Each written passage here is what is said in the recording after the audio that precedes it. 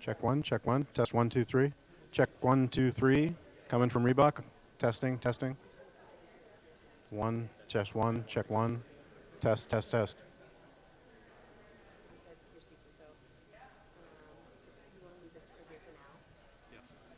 Kill it, I guess. You're good? Okay.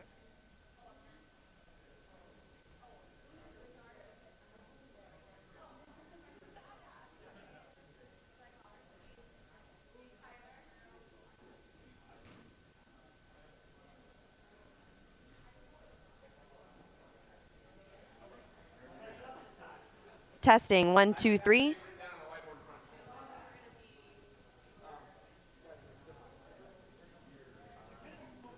Is this on? It doesn't sound like it's on. Oh. Testing, 1, 2, 3.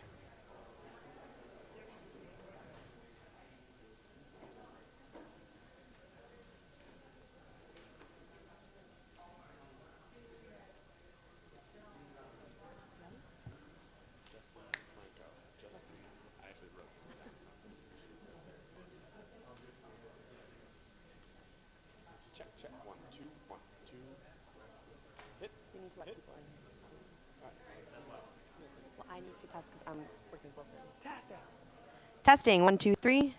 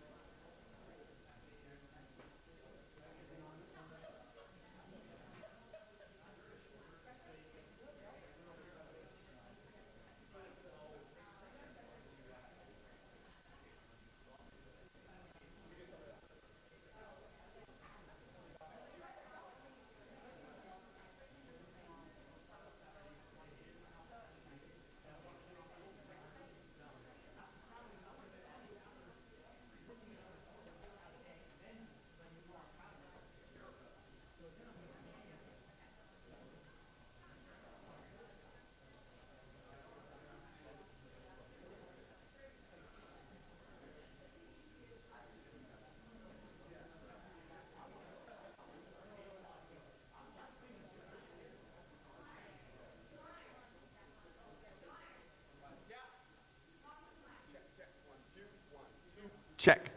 Check. 1, 2, 1, 2. Because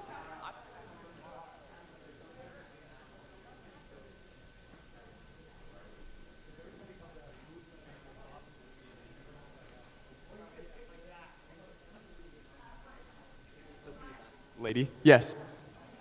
Yeah.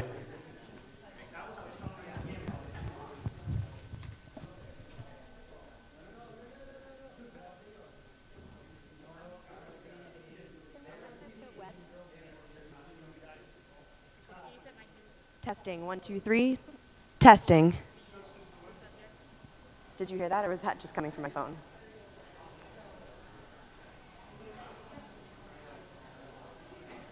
Okay. Okay.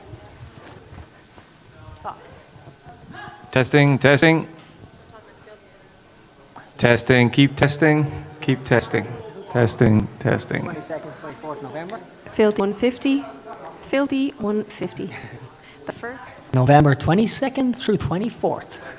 Punchestown, Ireland. Oh, Lowly. Okay, what are we going to talk about? So, Philly 150 is in Punchestown, Ireland, November 22nd to 24th. We have 3 divisions. We have elite individual, elite team, and our team of 4 box competition. All 3 competitions, divisions even, they don't run simultaneously, so they don't overlap at all. So you'll be able to watch all workouts from all divisions, and don't have to worry about missing any of the action.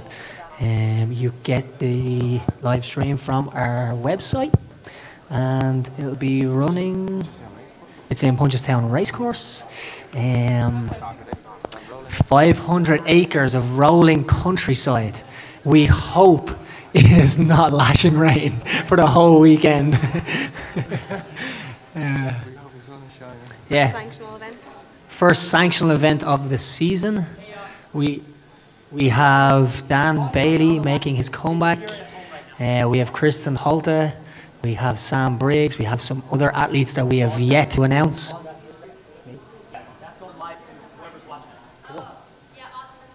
Perfect. So just watch what you're going to say right now? Yeah. That was all good then. If everyone's listening. Testing. Testing.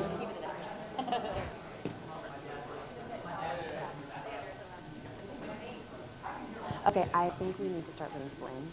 But as long as you're on live stream, you can. It's good to... He's in the video. I'm saying he's working on audio, and if you want to call him again so that I can see Wilson. He told me, YouTube is not receiving enough video to maintain smooth streaming. As such, viewers will experience buffering. I don't know what that means. So, yeah, talk to Mike. Audio is good, a little weak on the right side, but that's fine because we were over here.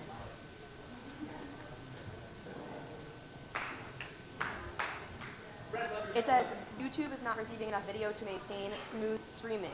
As such, viewers will experience buffing.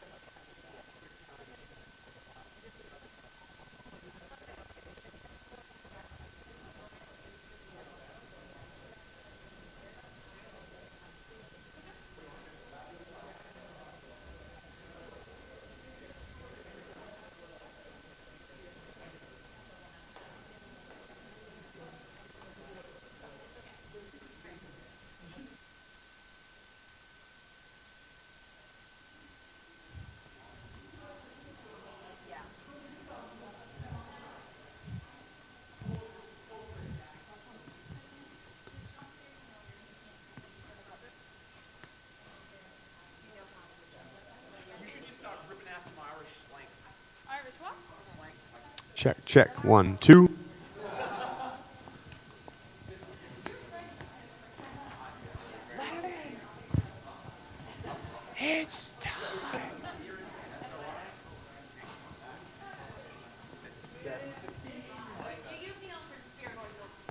We're more connoisseurs than alcohol.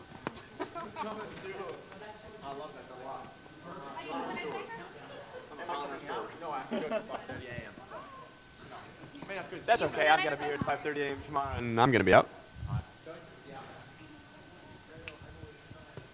Are we all going to fit in those lines? Yeah, we Might be reserved it. the whole back area. I'm really excited for you to meet Robbie, Bridget, and that whole crew over there. I'm really excited to get them all very drunk and get them singing like they do at home. Yeah, Robbie is a. Just be prepared. Is he more excitable than you? No, he's a much better drinker than I am. It sounds like a competition. Finally something I can win at.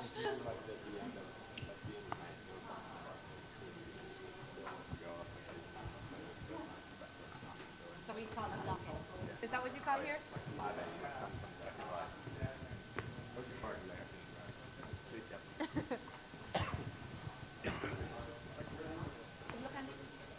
Good luck. Guys. Who's ready for some CrossFit trivia? CrossFit trivia. Trivia. I think my mic is on. Okay. You haven't got my mic on? Okay, I just heard myself. Not a fan of that. No, they turned it on. I know. Oh, this is for CrossFit. Oh, okay.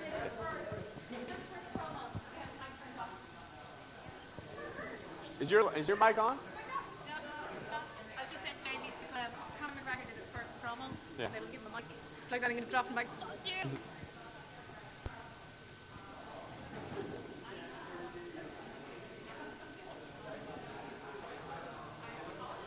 So now we're gonna have 5 minutes to do all this stuff to get the crowd hyped and people in position. You have what? We're only gonna have about 5 minutes. We're getting people in. What are they doing?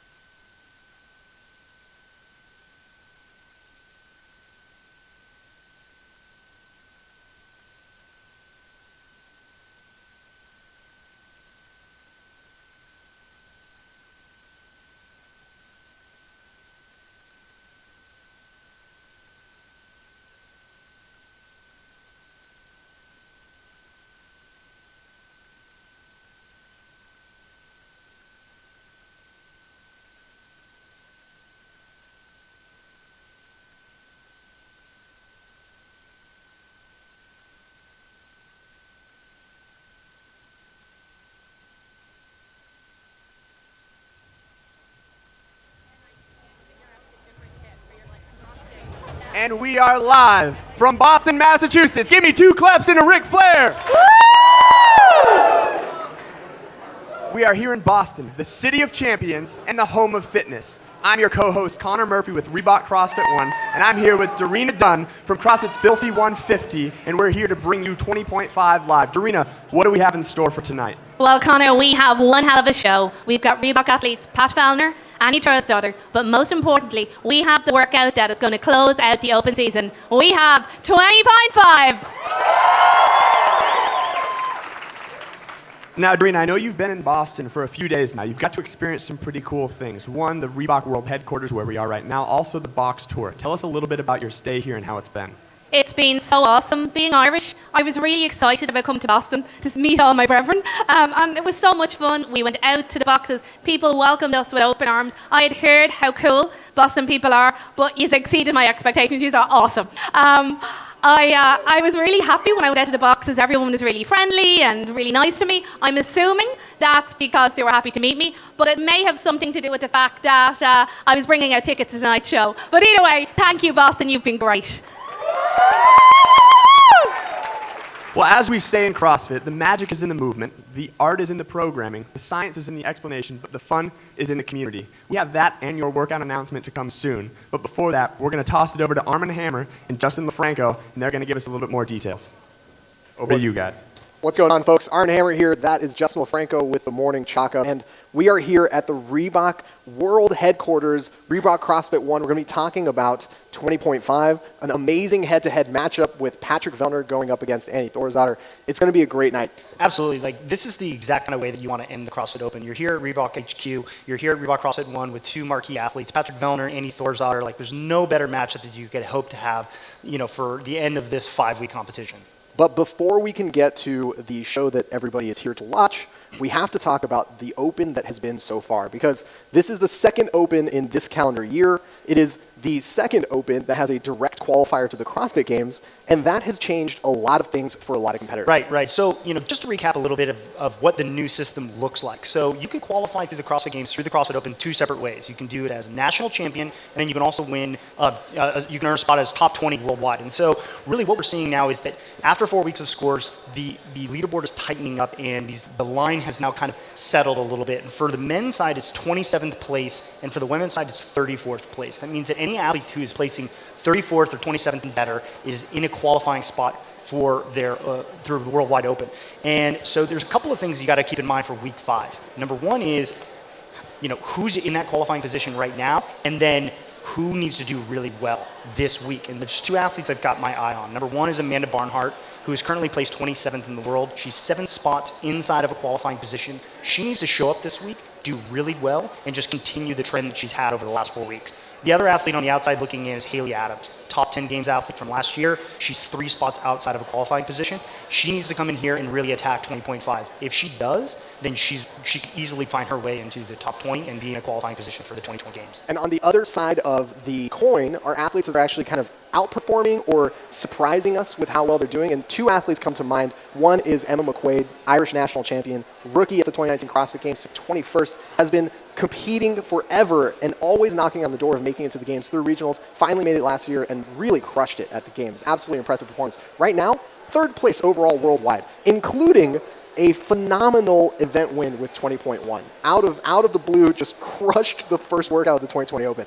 And following that up, I think it's really important that we don't forget the Mama Sheba herself, Cara Saunders. Cara Saunders this past season had to step out because she was pregnant, had a wonderful birth, right? She now has a very healthy baby girl. And this season, she's back with a vengeance. She's well within a qualifying spot with 1 workout to go. And it's just looking really solid for her. Yeah, 17th place worldwide right now. She's in a perfect position going into the final workout.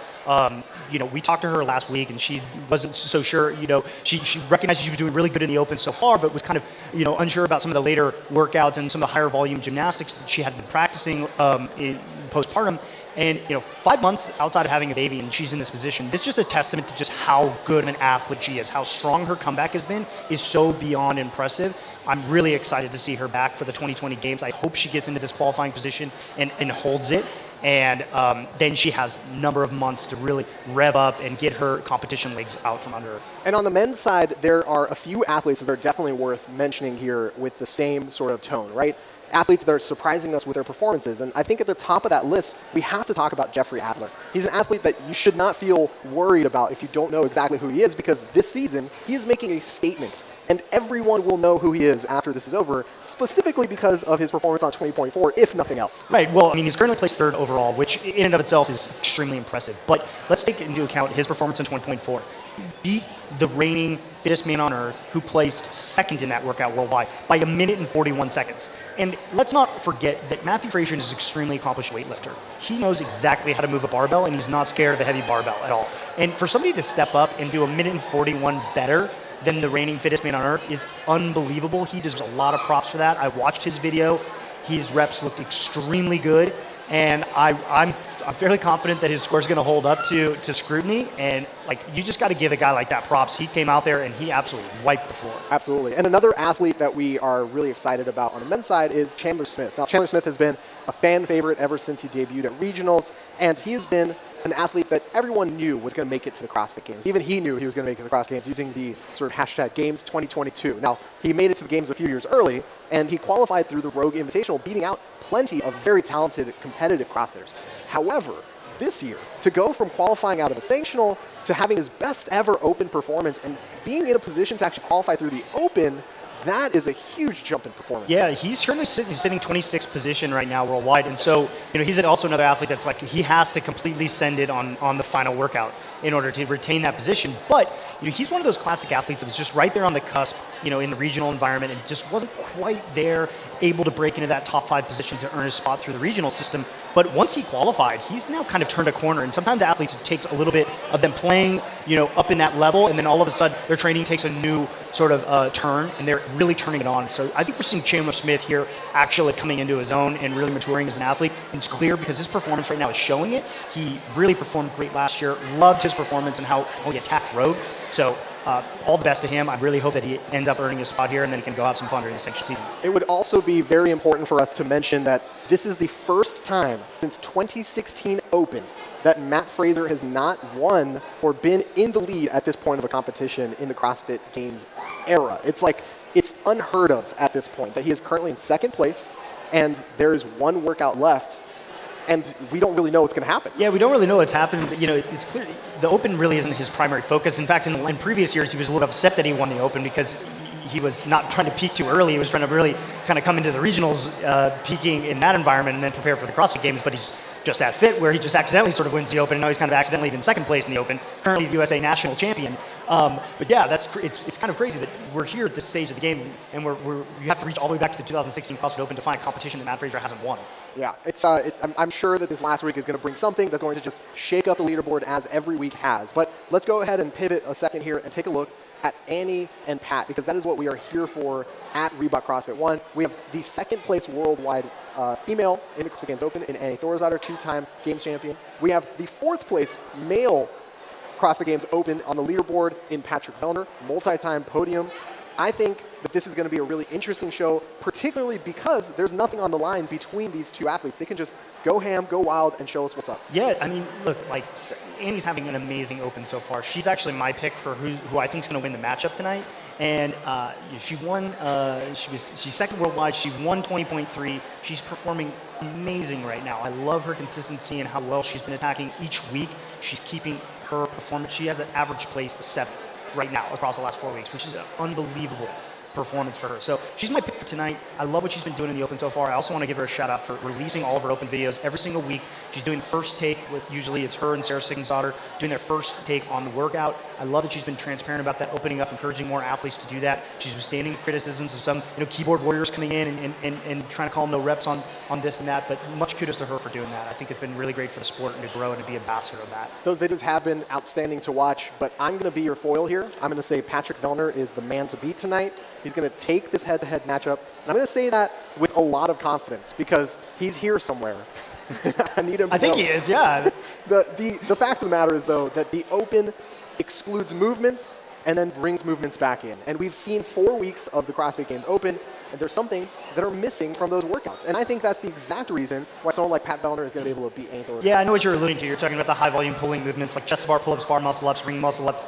Just to go through a quick little rundown here of some of the movements that we've seen in a majority of the CrossFit Opens that have yet to be programmed this year. We've got chest to bar pull-ups, bar muscle ups, ring muscle ups, wall balls, rowing for calories, overhead squats, and I'm kind of throwing in barbell thrusters in there, just as a little bit of a twist. Since it technically hasn't been programmed, I'm not, just saying maybe there's a chance. Yeah, there's always a chance. We've seen in the 2016 Open, there was a repeat. There were burpees in the first week and burpees in the final week. So it would not be out of the blue if we saw thrusters again show up in the 2020 Open. However, with the lack of any upper body pulling and the lack of any sort of rowing showing up in these workouts, those are two things that someone like Patrick is going to excel at, and it's going to be, in my opinion, the tipping point. Yeah, but that's fair. The Open is the start of the season, and it is a long, long season with 28 sanctional events taking place between November and July. We're going to have a huge international season, 6 continents. Antarctica, you're missing out. Come on, get on the boat. But we have a huge season kicking off with Filthy 150. Yeah, so in 2 weeks, both you and I are actually going to be there. We're going to be out in Dublin, Ireland for the kickoff of sanctional of the season.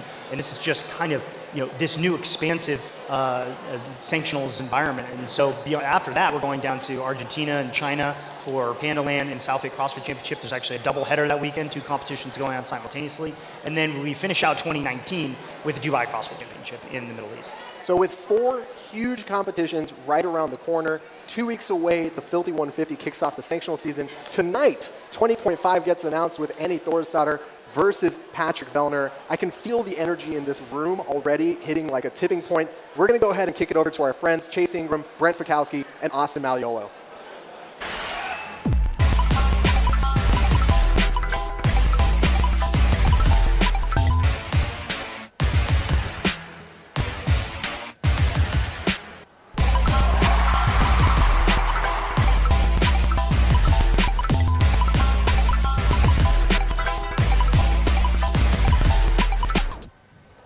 Welcome back to Live 20.5. We are underneath Reebok HQ. We are inside Reebok CrossFit 1 and outside the Boston Harbor, where a tea party becomes a fitness party. Welcome, everyone. I'm Chase Ingham. Alongside of me, Brent Fikowski, Austin Malleolo. Now, Brent, I want to put everybody at ease. You are actually not just here as kind of a plan B for your season. You are actually competing and doing pretty well. Oh, thank you. Yeah, there's no crazy announcement. I'm not retiring or anything like that. I'm excited to do this workout tomorrow. I'm excited about the sanctional season. I've got a few things planned for that.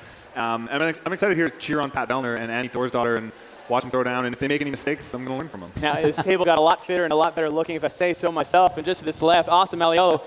Father Time has yet to defeat you because you actually improved on a very impressive 18.4. Yeah, it's I was happy when deadlifts and handstand push-ups came out of the old the hopper there, so it didn't disappoint. So it was, when you have someone in your warehouse, you take it. But really excited to have the open announcement here at the Reebok HQ at Reebok CrossFit 1. It's been a while, and it's nice to bring people into our relatively new home. Now, we got a lot of fans piling in, and we have 2 amazing athletes going head-to-head tonight. Annie Thorstad versus Pat Vellner. We also have the Filthy 150 in the house. The very first sanctioned event of the season is coming up in November, and they took a tour with Reebok over with our local affiliates.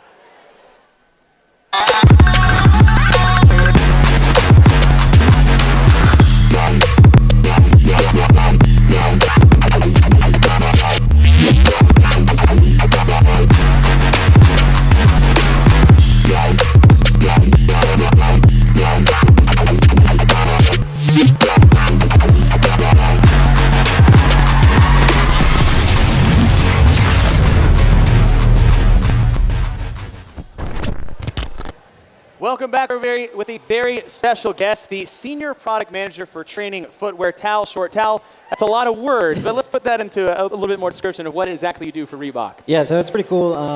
It's like a dream job for me. I get to really write the initial brief for the Nano, and then I kind of see it all the way through and hand it off. It's almost like, seeing a whole child. They see the birth, and you after 18 months, you hand it off to the markets and let them go sell the shoe. Oh, I think these are kind of your babies out here. We got a whole family reunion from Nanos 1 to 9, and the 9's just been released. It's been a lot of anticipation. I think it's a fantastic shoe. I don't know I'm sitting up because I have shoes on my feet. But tell us how the response has been for you and Reebok with the Nano 9. Yeah, I mean, the 9's been a tremendous success for us. I actually just got the latest results in, and after the first 4 months, the Nano 9's the best-selling Nano we've ever had. And it's just a testament to this community. We're just so happy. Selling the pairs is cool, but I think the thing we're most proud of is, we sent out a survey on Reebok.com. After we get to a certain amount of pairs sold, we sent out a survey and say, are you satisfied with the product? And the Nano 9 numbers came back as the highest rated shoe of all time. And I'm not just talking about Nano, I'm talking about of all time. And it wasn't close. So we actually made them run the report twice because we didn't kind of believe the first results. So yeah, it's been a tremendous success. Well, I mean, as the shoe evolved, it's kind of evolved with CrossFit itself. It's been nearly a decade, 9 iterations to date.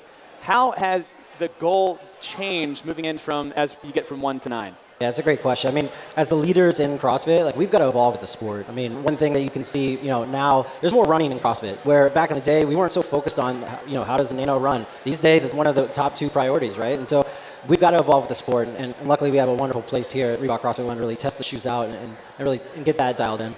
In terms of testing, it's like Reebok HQ is just upstairs. You got this amazing gym. We got all these employees that can actually do it. And you said it evolves with the feedback that you get. In terms of that feedback, what little behind the scenes can you kind of reveal as how it ended up being the Nano 9 is the way it is today? Yeah, I mean, it was a lot of blood, sweat, and tears went into the Nano 9. We made some super late changes, but they were right changes. One of them was adding the vector back on, so it was a late change, but just a tremendous change, and the community's really absorbed that. Yeah, they love it. And I think if people know their Nanos well in terms of the progression from 1 to 8, those odd numbers have been kind of a crux for you guys. Yeah, I guess, so when I talked about writing the initial brief for the 9, the top of the whiteboard, the first thing I wrote was reverse the curse.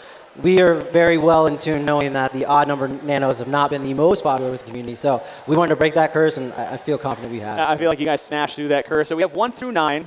If I'm doing the math on the table, I feel like we're always looking for the next best thing. 9's been fantastic. But, do we have something in store for 10? Well, yeah, now you're trying to get me in trouble. I see what's going on here. No, I love my job too much to give out too much info, but I can announce that, there will be a next Nano, and it will be called the Nano X. So we really want to celebrate the 10th anniversary.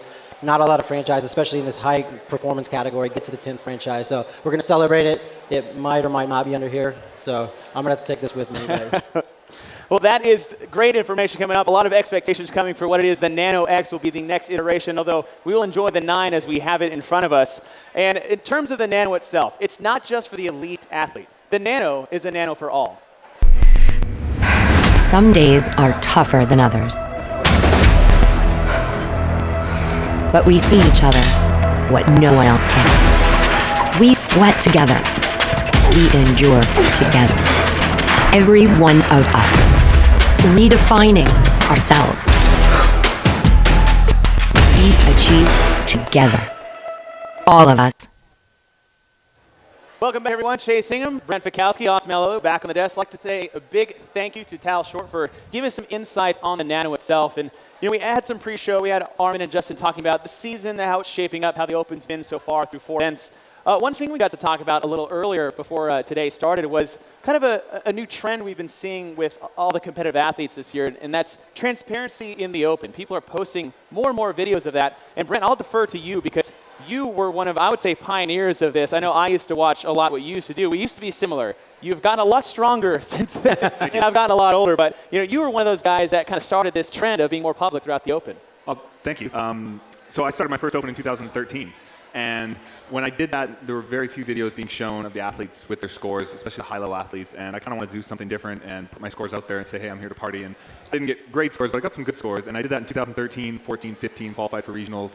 And going into 2016, I was going to do it again. My friend said, you don't really have anything left to prove, but there's potentially something to lose. You're putting it out there for some scrutiny, so why don't you just hold it close to the chest like everyone else does? Now, this year, we're seeing a lot of athletes posting their videos. Annie Thorsdottir sort of started doing it her first attempt, and I asked her, why did you do that? She said, well, it scared me. And I wanted to try it. And so Sarah's been joining her, and then you have other athletes, Noah Olson, Amanda Barnhart, even Left Terrace. He's #1 in the world right now. He's posted every video online. And I think it's great to see. Yeah, I think it's great to see because it lowers a little bit of the stress level and it becomes fun. And when people get to watch what the athletes are doing, kind of pull back the veil a little bit, it humanizes them, and it's important for people to see what you're doing. It doesn't have to be super secretive. So I agree, I love it. And to that point is I do enjoy kind of pulling back the curtain a little bit, unveiling, we don't have to be at odds, did they really do it or how they did. Right. Now, when you get a bit more public, you become more in the public eye, the court of public opinion starts to come in, and I feel like that's going to demand a lot more quality and quality control. for a lot of these athletes. Yeah, I think, unfortunately, we've seen some athletes get penalized a little bit, and that's that one end of the spectrum. But I think it has highlighted the importance of quality of movement and moving well, not only from a range of motion perspective, but also your quality of movement allows you to move faster, move more weight, and in turn, be more efficient. And I, from the top of the athletes down and then from the bottom up, I think it's an important message. And it really is something that we see for our best athletes in the world. Brent's a good example. He moves so well. And that's really what has allowed him to be so successful. And hopefully people can start to understand that and bring that to the affiliate level, even when intensity is a topic. Well, yeah, in order to have intensity appropriated, you need to move well. It's a symbiotic relationship. Yeah, and I mean, as an athlete competing, I want it to be a level playing field, right? I want us all to be competing on the same playing field, and I never want to see a regression in the standard of movement in what's expected of us. I want to know this is what we're expecting. We're holding to that standard. So progression in that way, getting more and more strict, totally fine. Consistency, also fine. It's regression that can be frustrating as an athlete. So, but I do like where it's heading. No one got worse by moving a little bit better. And, we have two fantastic athletes that are about to make the most public appearance you could possibly do here at Reebok CrossFit 1 with 20.5. We've had 4 events go. There's only a few things that really are left on the table per of what we've had. Yeah. Brent, I'll start with you is do's and don'ts. Give me one and one, what you do and don't want to see. I'd be all right with wall balls. I'd be okay with that. And oh, really? Why is that? I don't know. It's we used to play volleyball. Let's say that. And I'm not going to put out what I don't want because then it'll come up. Yeah. Yeah. There, attempt to fade a little bit. Yeah. Austin, how about you? Well, since I didn't play volleyball, I don't want to see wall balls come out of the hopper. But yes, again, we'll make do with what comes out. I mean, that's the beauty of the Open. And it's coming up very quickly, less than 5 minutes, and we will finally know what the last event of the 2020 CrossFit Games Open is going to be. As the Open comes to a close with 20.5, the sanctional season is coming up very quickly and is going to start with the Filthy 150 as the very first sanctioned event over in Ireland on November 22nd and 24th. For more of the Filthy 50, we'll go down to Connor Murphy. And thank you, Chase. And welcome back to the floor. For those of you just joining us in the live stream, you are here at the Reebok World Headquarters in Boston, Massachusetts. My name is Connor Murphy, and I'm here with Darina. Now, Darina represents the CrossFit Filthy 150 competition, which is the first sanctional event, your first chance to qualify for the CrossFit Games outside of the Open. We've heard all about it, but what I really want to hear is what are you most proud of, and what are you most looking forward to at this competition? Can I say everything? I suppose people are going to expect me to say all the elite level games athletes we've attending, like Sam Briggs and Christian Holte. Maybe that Dan Bailey's making his comeback on the filthy floor, which is absolutely awesome. Oh yeah, I'm looking forward to Dan Bailey being back out there. Me too. Am I right? Woo! But to be honest, the thing I'm proudest of is that I can stand here and say that every single CrossFit box in Ireland will be represented on the filthy floor. It will be the entire Irish CrossFit community getting ready to welcome the world. It's going to be absolutely awesome. Thank you.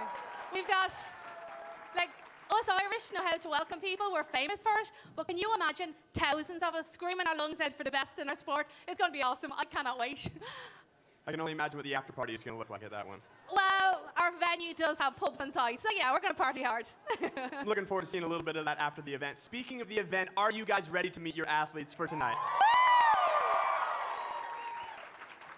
Your first athlete, a multi-year CrossFit Games podium finisher, hailing from a land up north.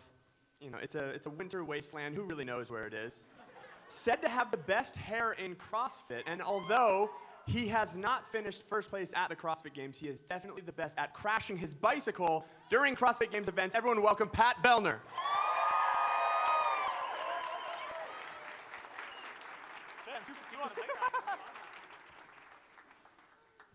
Hope that was okay for you, Pat. Now, our second competitor needs no introduction. I will introduce her. The same statistics that I said for Pat can be said for this next one, but she has finished on top of the podium not once but twice. Please welcome the 2011 and 2012 fittest woman on earth, Annie Thorisdottir. I'll have you stand over there with Darina. Pat, tell us one movement that you would like to see tonight. I'd love to see ring muscle ups come back. It's been a couple years. I think it's time. Coming from a former gymnast, that's probably a good call. Annie. I would like to see chest to bar pull-ups. Chest to bar pull-ups. Well, wait no further. The stage is set. The athletes are here. Darina, let's hear what the workout is. So, 20.5 is, for time, we've got 40 ring muscle-ups. We've got 80 calorie row, and we've 120 wall ball shots. Hold on a second. Partitioned any way you like. So guys, let the games begin.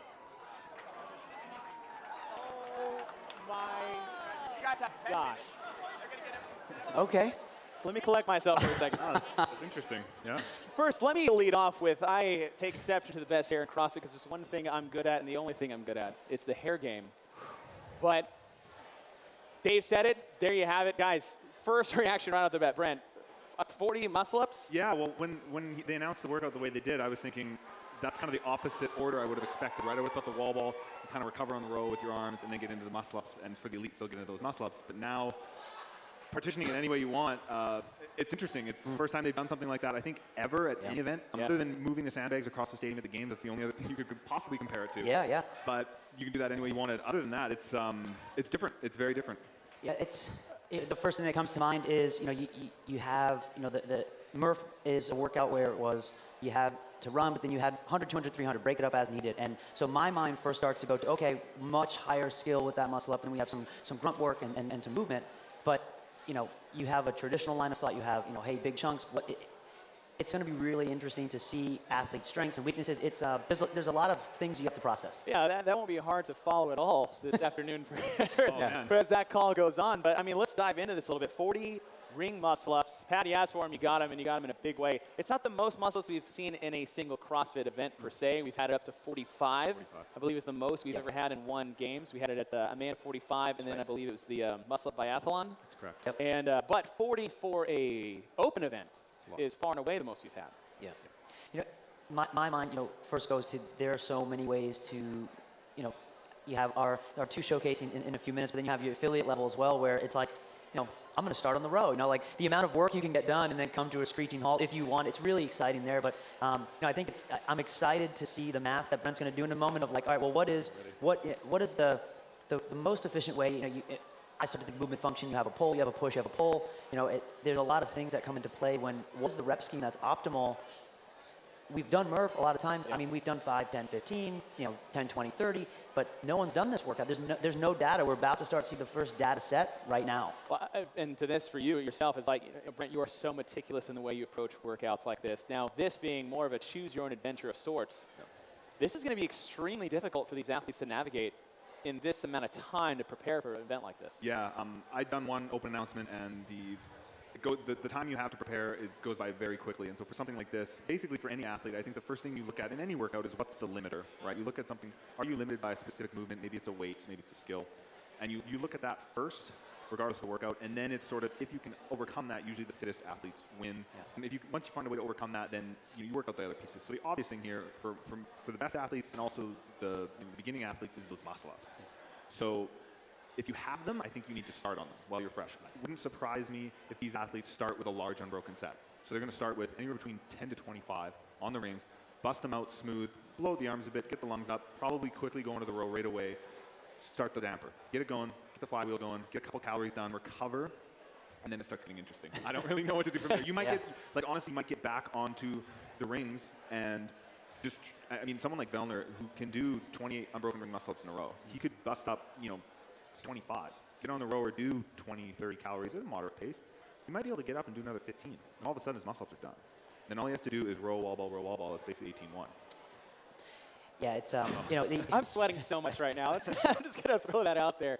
It's just seeing this unfold, and this is great. We can talk about this all night until we start to get into it, but it's the volume of muscle-ups, the row and the wall balls, that certainly plays to a very specific skill set for and a very specific athlete. When you throw the difficulty of the ring muscle-ups in, there is some balance there. Yeah, I definitely, oftentimes the taller, bigger athletes are pretty happy about, the rowing and the wall ball. The muscle up, kind of throws a little wrench in that. But I think at the top, that's not going to matter, quite honestly. I think that, with our two athletes going now, the muscle up will be, manageable, but not that big of a separator. What I'm more interested in is the transition time where, if you break this into 5 or 6 rounds, which might be from an actual, output perspective, the smartest, right? I can move the quickest, break nothing up. But unfortunately, as we've seen in the open, transition times matter so much. And that's something where, like you said, the big step matters, but what is going to be my pace on the road? At what calorie number does your output drop down? Do we see diminishing returns? So that's, I think, the transition time at the, for our two athletes about to go could be the determining factor depending on the strategy they pick. And what I like about that, exactly is to your point, is to the strategy. Strategy has a massive implication in this event because, I mean, fitness level is one thing, but, transition times, do the weaker gymnastic athletes do more rounds and limit the number of volume they have for their muscle-ups, but expand on the wall balls and row? But what I'm curious to see now is, like, we've had some time to digest this and kind of what we're doing. Now let's look at our two athletes. Yeah. Right? We have Annie versus Pat, and I would say two obviously very super fit individuals, but we might see two different plans. And, Brent, I'll start with you. You just having a bit more intimate knowledge on Pat's skill set and his abilities. How do you see that faring maybe with an athlete like Annie? Well, I hope they both do very well. I think right now my money's probably on Pat to take this. Typically, Pat was a better rower in the marathon row, and his 30 muscle-ups per time was faster than Annie's, right? Wall ball cycle rate, men and women, sometimes women can go a little bit faster. The target is lower, but I think Pat's squat speed is probably just a little faster than Annie's, so I think their time per second, or reps per second, sorry, on a wall ball is going to be very similar. So if you're looking at wall balls, let's say they're the same, and then you're just looking at rowing and muscle-ups, Pat has the advantage. But if Pat goes a little too aggressive and says, I'm going to do 20 muscle-ups, this, and then he starts failing something that he wasn't expecting to fail, and then he has to quickly make a change and switch to a new piece of equipment, and if all those transitions start to slow him down, where maybe Annie has like a very strategic, I'm going to do 10, 20, 30, 5 rounds and be done with it, she could overtake him. It's awesome. I'll say that. It's like, obviously, Pat's is going to have the advantage on the row. Right. Just for a power output standpoint. However, it's like, in the ring muscle advantage, when you say you're going to direct Annie on maybe how to approach this with skill set, how would you approach that? Just in knowing Annie and how meticulous she is with her training, and I think that by this time she knows exactly what rep scheme she's going to have, and I think that the key is you can't miss a rep. And I really like what Brent said in the beginning was, hey, we got to get rid of the muscle-ups as soon as we can, because you want to lessen that transition time. So what I think is you're going to have a big set that's important for everybody. Go fresh. And then almost it's a two-part game plan where you have your muscle-up wall ball row workout, and then when the muscle-ups fall off, now you have your row wall ball workout. And I think that's what I think we're going to see. And that's going to be really important for Annie because that might be a little longer, where Pat might be able to get that done a little quicker. I think we might be able to see that that happen with Annie. All right, so we're talking about two very elite athletes. Now let's say, the Open's for everyone, and everyone's doing the Open. And if you're going to look at it, say just for your average athlete, they've got muscle-ups, wall balls, and rowing. They're not proficient at any which one in particular. What piece of advice would you guys give that athlete just trying to navigate this the best way with the limited skill set? Good luck.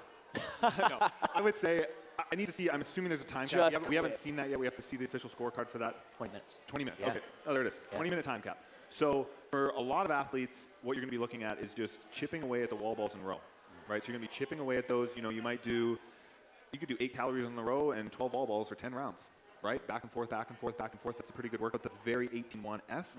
And then when you're done, chalk up. Got to get that first muscle up, right? And you might get time capped at 20 minutes at that point. But if you do think you can get that muscle up, you got to give yourself a good minute or two to give it a crack at the beginning of the workout. And then once that's elapsed, you got to get back to work. So Austin say that's those that are trying to or have a very limited set of muscle ups. How about me, for example? An older, more casual fitnesser these days. In terms of, they have muscle ups, maybe not a lot. 3 to 5 is the most they could do in a set. Yeah. How would they approach this workout? Yeah, I think that you open up bigger than you'd like because you're fresh and go for it. And then from there, you kind of recover a little bit on the wall ball and row. And I think this is one, certainly if you're in that boat, you want to maybe redo it, but knowing where, okay, I got to the 20 minutes, I should have gotten more cals and wall balls sooner, something like that. Not a lot of people are repeating this throughout the Open. I feel like this is one that definitely has the ability to, because there's so many different options now. I love this so much because, it is a little chaotic. This is classic Dave Castro. I mean, this is a very hard workout just in total volume of what the movements we have together. But to put it in a way that you can organize it any which way you want, I thoroughly enjoy this. And this is going to be one you're going to do once and maybe realize that probably wasn't the best idea. Right. I think what will start to happen is, I know for me, I have a group of people I text. I got my trash talk group of boys. I got a few friends in Australia. What is the penalty? The penalty this week. Penalty this week is a belly flop. Okay. So you got to do a belly flop in an epic way into a large body of water. So the Boston Harbor might work.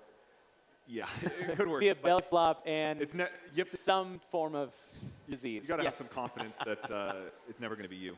So, yeah, I think that there's the possibility that the first attempt you just kind of screw up. You might overshoot or undershoot, and then you might learn something a lot. Learn from your friends. Yeah. Yeah. Well, I think we're about to get a lesson ourselves. I just got word that Annie and Pat are ready to go. So for 20.5, the final event of the 2020 CrossFit Games Open season is about to be underway. Connor, take it away. Boston, you guys ready to see this? Give me 2 claps and a Ric Flair. 10 seconds on the clock. Boston, let's help close these guys out by giving them a countdown in 5, 3, 2, 1, go! 20.5 is open and ready for fitness They have 40 of these things. as we tackle the final events of the 2020 CrossFit Games Open. A choose-your-own-adventure 40 ring muscle-ups, 80 cals on the row, and 120 wall ball shots. Both athletes starting off with ring muscle-ups. So as we kind of expect, Pat Vellner's cycle rate is a little faster here. Pat did 30 ring muscle-ups 4 times at the CrossFit Games in 2 minutes and 12 seconds. Those are on some long straps. Now you can see here, Pat's losing his rhythm just a little bit there, but he's still going to keep going. I don't think he's going to break, and he's broken at 11. Pat, 12, okay. So maybe what Pat's going to do here is you can see he's probably just triceps a little more on the wall balls, right? And then he's going to use his pull on the row. He's got strong lats, so he's going to use up the pull on the row, refresh on the row after these wall balls, and then get into another big set of ring muscle-ups. We're just a minute into this event. You can look at the top left part of your screen. That is your rep counter. Vellner moving to the wall balls. Annie is going to the row after her first set of ring muscle-ups. The total number of reps to achieve in this event is 240 for both athletes. And we said earlier, this is a choose-your-own-adventure style. Annie and Pat both started on the rings.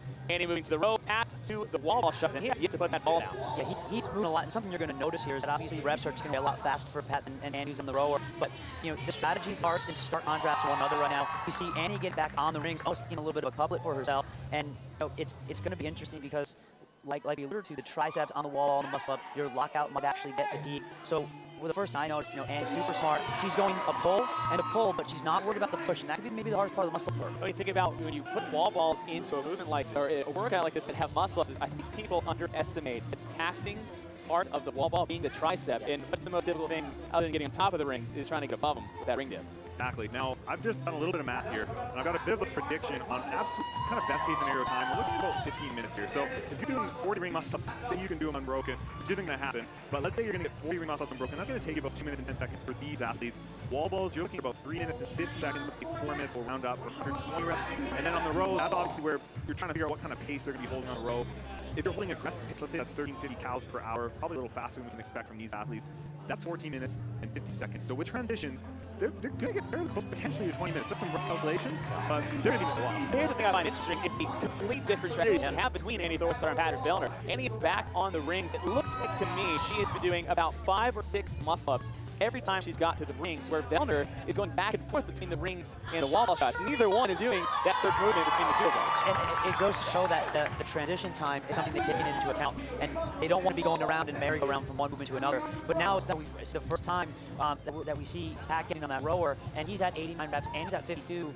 It's interesting to see where, at what point in the time, and we're about 4 minutes in, do we start to see a limit of the playing field. Now, Brandon, I got a question for you, is that if you're looking at Annie's strategy, we talked about how the muscle-ups can be interfered with the wall ball shots. Annie not having a strong skill set on the rings as, say, maybe Vellner does, who is finally on the rower for the first time. Do you kind of think the strategy Annie's doing is a couple between her and the row and just saving those wall balls for one big shot at the end? Because look at her. She is a beast out there. When we give an athlete like Annie Thorstar a 14-pound ball on a 9-foot target, 120 wall ball shots isn't really one thing she's really going to be afraid of. No, I'm sure Annie can do 150 wall balls unbroken or more. Now, I'm quickly going to go back to my earlier prediction. I clicked on the wrong cell on my formula here. We're looking more about 10 minutes. So sorry, 10 minutes there to go unbroken. So I believe you. Yeah, I'm sorry. You say it with 10 minutes conviction. going unbroken. We're probably looking more like 12 to 13 for the top scores. Today, they could go around 12 minutes. I think that'd be a pretty solid score for the third attempt. But you're right. I know for me, I'm really confident doing large sets of wall balls unbroken at the end of a workout. So I'm speaking Annie the same mentality. And he's sticking with the 5 reps on the ring so far. We are just past the 5-minute mark. Vellner just finished his first row, back on the ring, moving back to the rower. Now, when you look at the back and forth, I'm sure he was probably thinking maybe 3 to 40 or something close to that on the wall ball shots. But look at the rep discrepancy so far. And I think that's just a product of cals versus wall ball shots, right? One's a little bit faster than the other. Yeah, and I think this is, as we watch them go, I think that you're noticing that what you said, right, 100%. If Annie hops on that wall ball, she's not putting it down. So she's clearly saying, hey, I got to get through the muscle ups. And then the row is active recovery, essentially. And when she gets on the wall ball, it's time to burn it to the ground. And this is the most exciting part about this event in particular because there is so many different ways to do this. Yeah. How amazing would it be to see it come down to maybe Vellner struggling through some muscle ups when he's absolutely gassed and just charging through those last 120 wall ball shots. We have yet to determine which direction they're going to go, but I actually think that maybe close at least half or 75% of his wall balls completed already. That's right. I mean, I think with Pat, I think this is probably going into his potentially last set of ring ups. I know he started with those at 12. Yeah. I think he went 12. Maybe he got 10, 8, 8, something like that. So if he can get so he's got 4 reps left in the muscle. Now this is interesting. If he fails a rep here, is he going to run back, start say his wall balls, or is he going to wait under the ring to get that one last rep? 137 reps completed by Pat Vellner. If you subtract the 40 muscle ups, that's 97 completed between the row and the wall ball. So he does not have to go back to the rings. As we are 7 minutes into a 20-minute AMRAP, Annie Thorisdottir still sticking with her plan, mix between the row and the rings only. Yeah, and she's down to some smaller sets on that muscle up now, which I think is, which at some point we're going to see the couple continue, or is she going to take a break? But you can see she's committed to this strategy: row, wall ball, and it's going to be interesting to see how fast she can out. When she's done with them, pick away the wall ball reps compared to Pat. That's right. I'm curious to see how many calories Annie has, because pretty quickly she's going to be done on that row, right? And so if she's not done her ring muscle up to that point, then she's going to be alternating maybe one more set between ring and wall ball. Probably not something she wants to do, I'm sure. That's her fatigue. I think I might have seen that classic Annie Thorisdottir smile there. That might have been her signaling she finished her ring muscle ups. I could be wrong. It's hard. It's hard to know as a spectator right now who's in the lead, how many reps they have left, and what their finishing time is going to look like. Vellner on the right, Annie Thorisdottir left. You can look at the top left corner of the screen. Total reps completed. Vellner approaching 160. That means he'll have 80 total reps to go, and that'll be between the rower and the wall shots because he is done with his ring muscle ups. We're past the 8-minute mark. Annie on the left side, 60 reps behind him, but she has done a lot more cows on the row up until this point, and she still has yet to pick up that med ball. I just heard the announcer on the floor say Vellner with 50 wall balls left. That was about 20 seconds ago. So that's going to, let's say, that's 10 wall balls. So we have 40 wall balls left now. And then I'm thinking he's going to get back to the row. Got 30 wall balls left and maybe 3rd calorie row left. So he's going to burn it out on the row. We're super smart to finish on the row. Yeah. You can really hammer those cows. From 30 cows, if Vellner's fresh, she's just going to hammer these and then hold up on the wall ball. And like I said, I have the time here, 9:45. If he's going fast, so I'm thinking probably 11 minutes for Vellner. Super smart to finish on the row. And not super fun to finish on the row. Yeah, and it looks like now Annie's back on the rings again, and we're 30 calories left we see for Vellner right now, so with 30 cal left, I mean, he can, like you said, really start to burn to the ground and get that done in maybe 90 seconds or so. And there she is. There's that smile. Here we go. She's onto the wall. Annie Thorisdottir picks up the med ball for the first time. She's 7 reps behind Vellner as we're closing in on that 10-minute mark. I think that I'm curious to see what kind of set now Annie's capable of. She's gonna right now she's gonna be doing the math in her head, maybe even asking her judge, how many calories do I have left on the rower? She knows how many wall balls she has left. She's 120. She probably shipped away maybe 10 to 15 at the time we've been talking. Well, she's done about I think it's 120 with the total rep. So if we're talking about 40, so she's. I mean, by that math, she's actually done with the row. Yep. Right? Yeah. I mean, so is this the final 120 reps that Annie has? Almost Karen to finish out the workout, which is 100. Shorter Karen and less reps. When you're talking about the fittest women, fittest athletes in general in the world with Annie Thorisdottir. I mean, we're closing in the final 30 reps for Pat here right now. That's right. Yep. So I mean, I think he might be done on that rower. If not, he might just have a few calories left. But I mean, Annie just broke the wall. Yeah, super impressive timer by Pat. I'd be curious to know what he held on the rower. I'm guessing over 1250 calories per hour, probably more like 1350, depending on the time of the workout. I mean, he looks great right now, and Annie looks really good. I think she dropped the wall balls at once. That's right. And we're closing on the final 10 reps here. Total reps to complete is 240, and it looks like Vellner is trying to close out his last set of wall balls. Okay, so saving 10 cals on the road to finish. What beauty, full send. That's right. Not 10 hard pulls. You can tell his legs are extremely tired, not bringing the ball. Just trying to reef on it. All sub 11. I think that's going to be a really, really good time. I know Vellner doesn't like to redo these. Patrick Vellner, 2 pulls to go. That'll do it. Vellner will take 20.5. Oh, man. Right around a time of 11:15. Man, that hurt at the end. That did not look like it was a lot of fun, and I feel bad for Vellner having to do this with no data to go on. And I mean, he's just going to learn so much by talking to so many other athletes to give us back. And I'm sure he's thinking that now. I wish I'd done this. I wish I'd done that. But it was a great performance. I mean, 11:15 seems like a really solid time. Right. And I think right now we have to draw some scope to what we stand doing. Where she made those 40 muscle ups look pretty effortless, and I think that it's easy to forget that's a lot of muscle ups for a lot of the female athletes. So I think where she is at with she's going to storm through these wall balls with minimal breaks. I think it's really smart to lay off of that tricep piece. I think that's probably was the thinking. And the pull's clearly not her weakness. We know that she can power clean the world. So it's that finish, and there's some strategy there. And I think that strategy is specifically to any taller athlete, stronger athlete, larger athlete, not as well versed on the rings as say maybe a shorter one who can dance on the rings all day. So that's where the fun part about this is going to happen, because if you have a female athlete, you can just rip through muscle ups. You can get like a Chris Holta or a Harry Pierce. Right? Yeah. Even a Tia too, and let's not get some of these athletes, but how are they going to break that down a little bit more? Like, do you save a row towards the end that's a bit more strenuous in terms of speed, or is it wall balls with a short target? Absolutely. Yeah, it's a difficult thing. I think no matter who you are, if you can do muscle ups, you gotta get most of them done in the beginning, and then pair them with a movement or maybe both movements to feel easier. Any first that are closing, that'll be about 20 reps on. And the first thing that comes to mind here, well, just certainly like for your athletes, your affiliates, is just really starting to write down all different types of rep schemes. Here's just models. And I think that could be really helpful. I mean, we see two models very different, and I think there's a lot of value there. Absolutely. Let's cheer on Annie here. Bringing it home. 7 reps left. Impressive final set after all that work to hold on to that wall ball for what looked like a set of 40. Yeah. Annie Thorisdottir closing it out in style from a big crowd here at Reebok CrossFit. 1:2:40 is the number to get to, and she's got there right around 13:49. As we close out, your top two athletes here for 20.5. And just looking at this, they're excited, they're nervous, and I think we're just so much in the air in terms of what is possible. Yeah.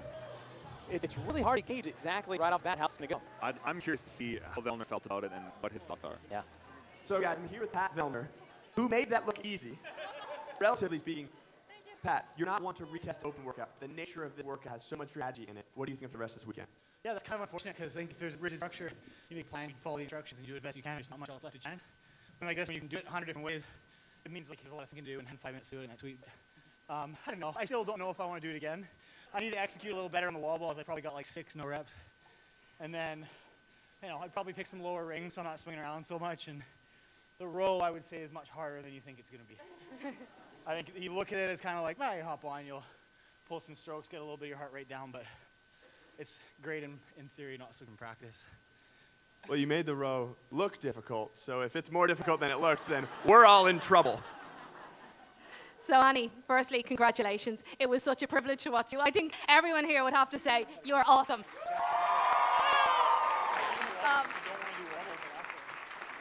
Given the workout is so strategy-based, I'll ask you a similar question. Were you happy with your strategy? Do you think you'll change it up again, or do you never ever want to see another wall ball? Oh, I actually love wall balls. My plan was to do the muscle ups, like that's going to be my weak point in this workout, but I'm trying to tell myself I'm good at it. Thank you. So yeah, my strategy was to do sets on the muscle ups where I wouldn't go to failure, but like difficult sets, and then recover in the row. Since row is definitely one of my strengths, wall ball is definitely one of my strengths, so I was gonna row around like 1050 to 1150 on the row. I did go a little slower. I was around just above 1,000, and then towards the end it didn't make sense when I was almost done with my calories, and I'm like, well, I don't want to get yet to the muscle ups, so I slowed it down a little bit there. My plan was to go unbroken on the wall balls, or maybe put it into 2 sets. That did not happen. I was really surprised when I got there. Yeah. Like, it wasn't my triceps, it wasn't my legs, but my traps. Like, they were just done getting the ball up and like holding my arms here. So if I do it again, I'm gonna practice a strategy where I relax my arms. I usually don't have to do that when I do wall balls. Yeah, redo, I would go definitely shorter strap. Like, it's hard for me to control when it's a very long strap. But I'm happy with this. Now, for the competitors out there, like, this is one way to do it. I might change it up a little bit, but I do think that if muscle ups is the thing that you have to work on, then use the other elements to kind of recover and then get to the muscle ups again. If you don't have muscle ups, get the row and the wall balls done, and then you hopefully have plenty of time to play with the rings. Well done again, Annie. It was absolutely awesome. Well done, Pat. Guys, one more time, give it up for our athletes for 20.5. Pat Vellner and Annie Thorisdottir. Oh, sorry. Before we go, I was determined to beat Pat in this workout. So when we got 40 muscle ups, I was hoping you'd have 14. But yeah, buddy, you got this one. I'm determined to beat Pat in this workout as well. I don't know if I'm going to be even as close as you were on that one, but guys, that's it for the athletes competing on the floor. If you're going to join us later. Thank you, guys. You have been an awesome audience. Really have. If you're going to join us afterwards, we'll be heading to Rosa Lyons and Southie. Now we're going to transfer it back over to the desk, over to you guys.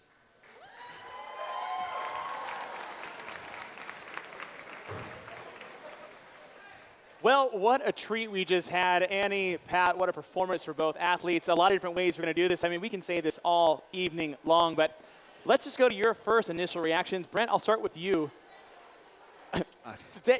Listen, walk us through maybe kind of what your strategy would be. But now, let me take it back. Who's losing this challenge between your trash talk crew? If I had to make a bet, I would say either Travis Williams because he comes out too fast, or maybe Lucas Esslinger, and I hope not myself, just because we're bigger athletes, and I think the wall balls do play a pretty important factor there. But then maybe Jason Carroll too. I honestly don't know. Honestly, at first blush, when I was thinking about your trash talk crew, I was like, I feel like Travis was looking at the workout. I was like, I can do all that unbroken in order. Exactly. I like that strategy. Yeah. So Austin, let's talk about your strategy looking at that. Oh gosh,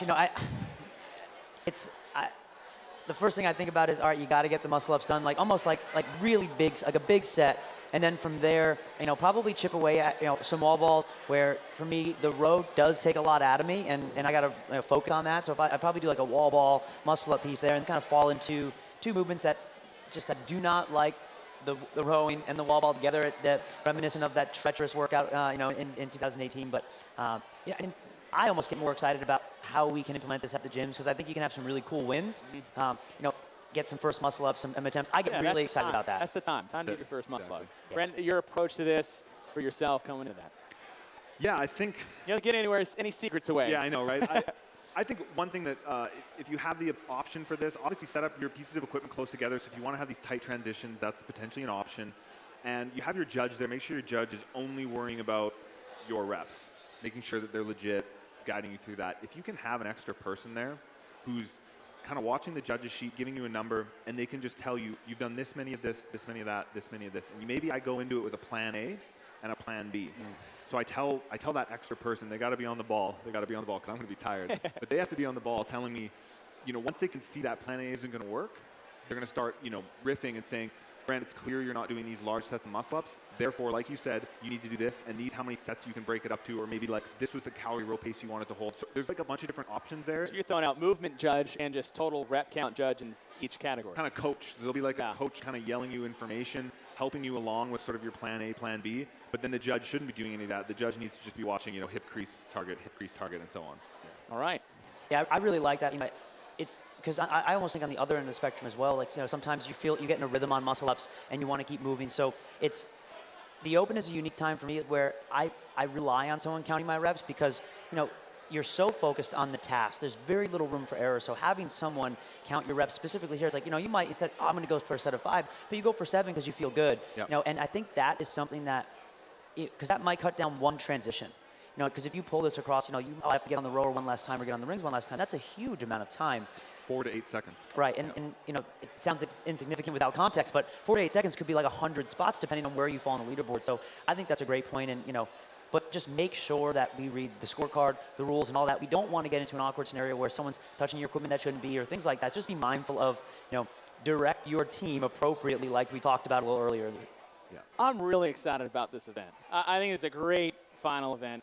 Watching Annie and Pat go, being in front of all these people, I think we're going to have about 240 different strategies out there going into this final event. But that will do it for us here at Reebok CrossFit 1. I want to say thanks to Reebok, Filthy 150. The Open's coming to a close soon. They'll be the first sanctioned event of the new 2020 game season. I want to say thank you to Connor, Darina, Tal Short for joining us. Brent, Austin, thank you very much. I'm Chase Ingram. 20.5 is open and ready for fitness.